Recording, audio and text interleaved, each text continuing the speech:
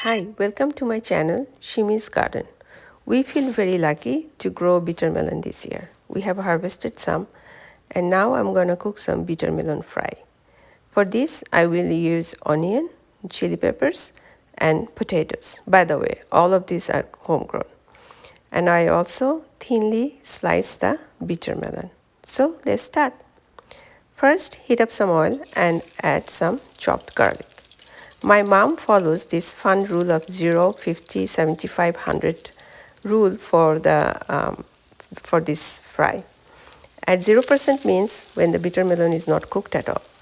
And you add that bitter melon to the oil and then add shrimp and some chopped chili peppers. You can also add some spice there, but the spice I used is only turmeric and salt. I don't want to overdo it. And then I keep cooking until this bitter melon is 50% cooked. That means we are at the 50% mark. And at the 50% mark, we add the shredded potatoes. You can do one small trick with the shredded potatoes, where after you shred the potatoes, you sprinkle some salt and keep it aside.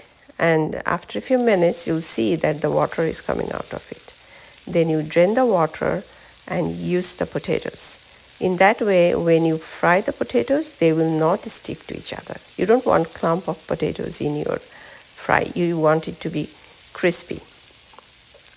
And then you keep cooking until it is 75%. And at 75%, you add chopped onions.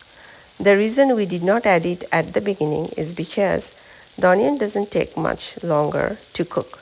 So if you add at this towards the end, you will get the onion cooked at the right amount and you can get the sweetness out of the onion. That really goes well with the bitterness and the taste of the potatoes. And you are almost there, and at 100%, when it is all cooked and crispy, you serve it with lime wedges. I always like lime wedge with my bitter melon fry because the acidity goes really well with the bitterness.